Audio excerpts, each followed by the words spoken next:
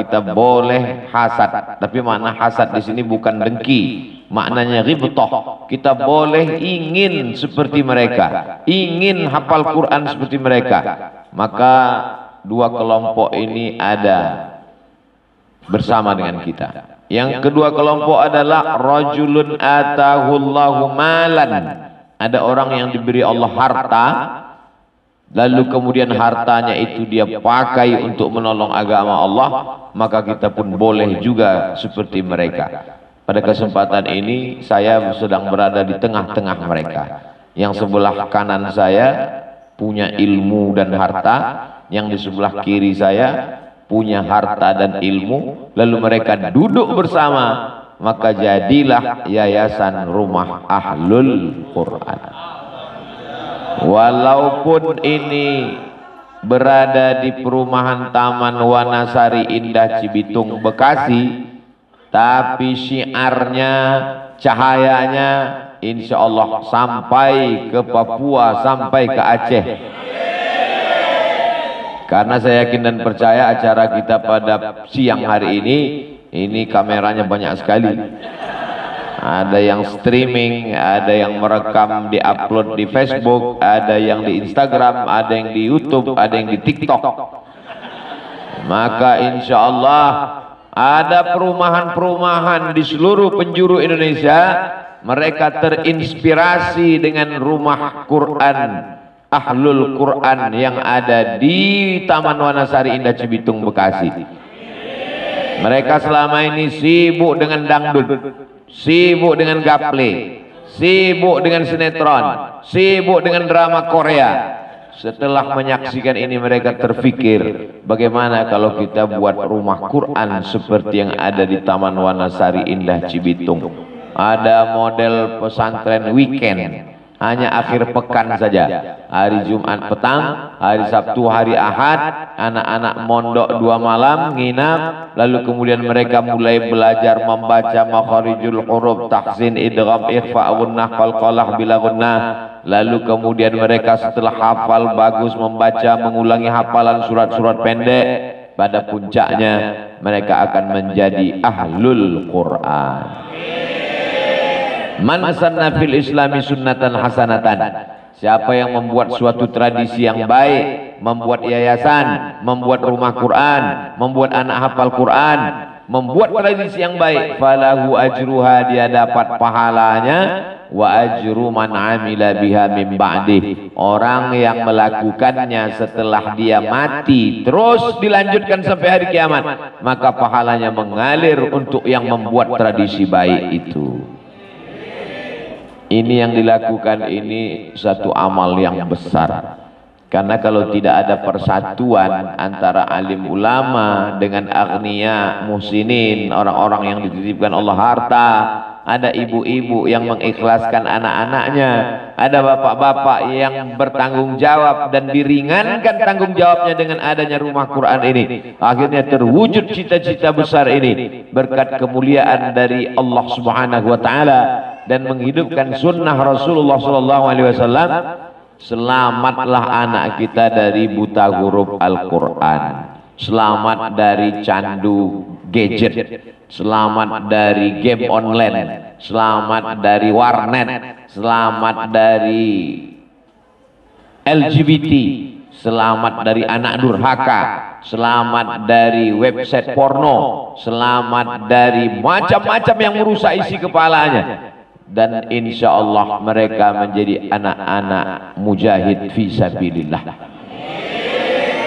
Dia akan menolong agama Allah ini dengan 2 cara. Wa tujahiduna fi sabilillahi bi amwalikum wa anfusikum, dengan harta dan dengan nyawa.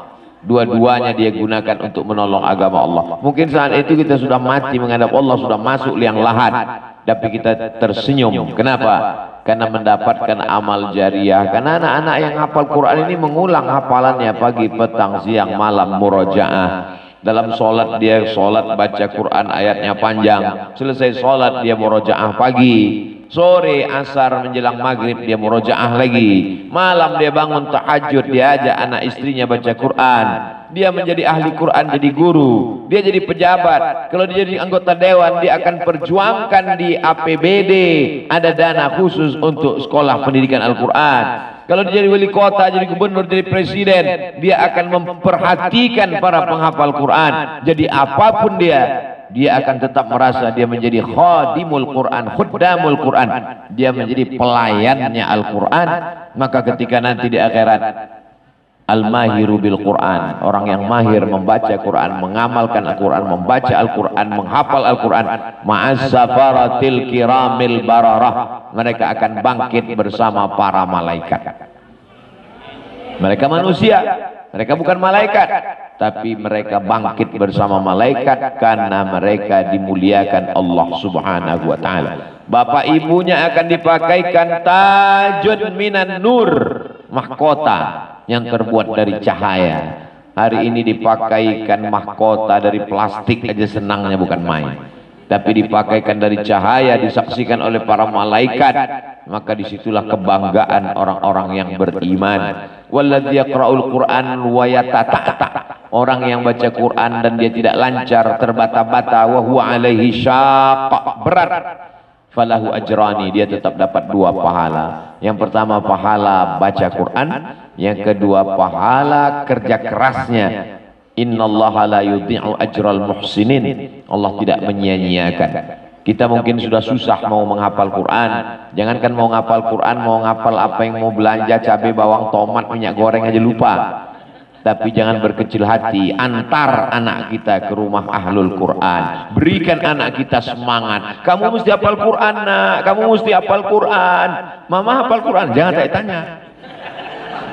Kasih dia semangat. Maka dengan semangat itu insya Allah di tengah malam dia akan terjaga, terbangun. Dia berkata, Rabbighfirli wali walidayya warhamhuma kama rabbayani shaghira. Di ruang ICU yang sepi, sunyi, membisu, maka dia melelehkan air mata sambil membaca Yasin wal Qur'anil Hakim innaka laminal mursalin ala siratim mustaqim. Turun rahmat Allah Subhanahu wa taala, turun para malaikat membawakan rahmat, ridha dan barakah. Itu karena lantunan-lantunan ayat Allah Subhanahu wa taala. Wa idza quri'al Qur'an, kalau Quran dibacakan, fastami'u lahu, dengar baik-baik, wa ansitu dan diam, la'allakum turhamun, maka rahmat akan turun. Al-Quran dibacakan di rumah ahlul Quran, turun rahmat. Al-Quran dibacakan di kamar, turun rahmat. Al-Quran dibacakan di toko, turun rahmat. Jadi kalau ada bapak ibunya yang punya ruko, punya toko, bawa anaknya mengulangi hafalan Quran, turun rahmat. Kalau dia di rumah, anaknya baca Quran, di ruang tamu, di kamar tidur, turun rahmat. Di WC nggak mungkin baca Quran.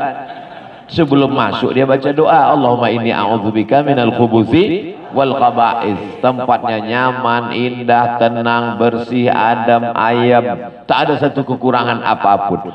Kalau Ustaz nilai apanya yang kurang? Semua bagus.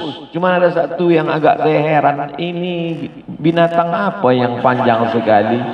Kakinya ada kepalanya, dibilang ular naga, bukan. Ulat bulu, bukan. Tapi insya Allah anak-anak cepat mengingat alif bata sajim hakhodal zalzal sisi sotot tozoain ghaim faqablam halam alif hamzah. Ya, ngapal dia mudah, dia ingat, saya aja ingat. Kenapa ada khas? Bukan sekedar tulisan saja, sesuai dengan selera anak-anak.